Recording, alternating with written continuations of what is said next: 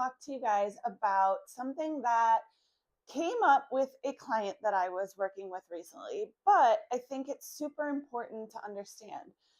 It is something that can be doing you more harm than good.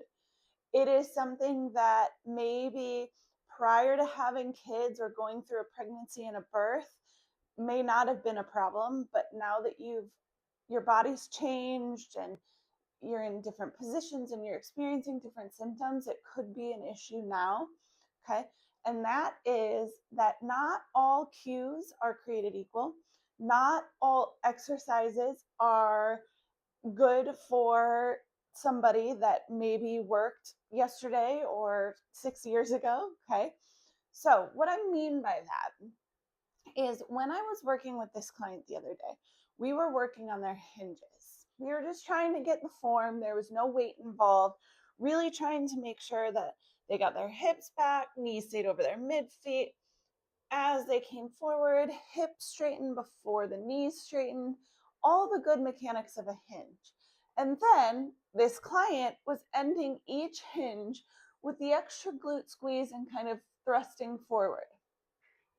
So I then cued the client not to give that extra squeeze of the glutes. I said, stop thinking about your glutes. I don't want you to worry about squeezing the glutes. I just want you to worry about getting that length and making sure the hips straighten before the knees.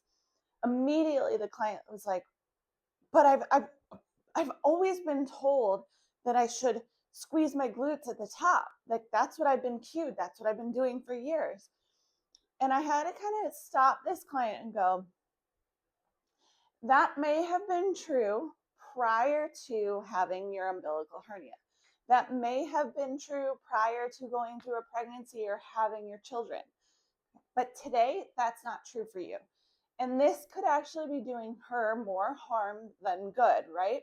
So she is somebody right now that I saw in our assessment together. She mentioned it without really understanding it in her daily life. She is a glute clencher. So she spends a lot of time already like this, squeezing, death gripping the glutes. We even had her laying on the floor doing some breathing on her back, and the glutes were kicking in to try and help get that core on board. She was cheating with her glutes, even laying on the ground. So this is somebody that I want to get the glutes to calm down. This is somebody that if at the top of every hinge she's doing this, we're not going to be able to fix her hernia. We're not going to be able to stop leaking or lower back pain that might be experienced by somebody like this. Okay, so in this case, in this example, a cue that we often hear, not just her, but lots of people hear in something like, say, a hinge as the example, for years. Okay, you might have had a trainer 6 years ago who was like, hey, squeeze your butt at the top. And at the time, it was a perfectly good cue. But now that you're over squeezing those glutes, it could be a problem. The same thing goes for any other kind of cheat or cue maybe.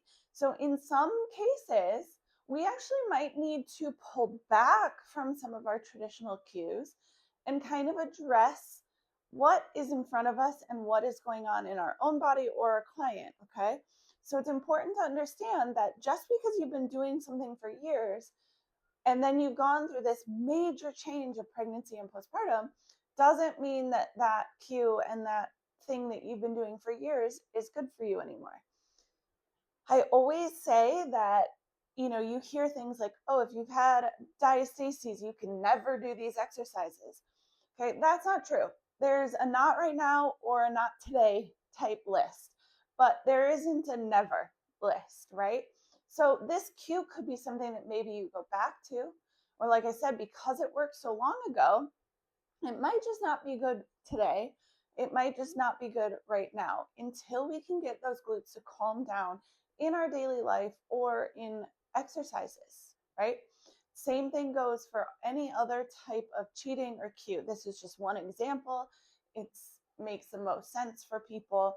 Okay, so the cues that you are using now might be the problem. And so that's why it's super important to go get an assessment with somebody like me, who's a corrective exercise specialist, a pelvic floor PT, even, and really get to the nitty gritty of like what specifically is going on in your body and how we can help your body work at its most optimal.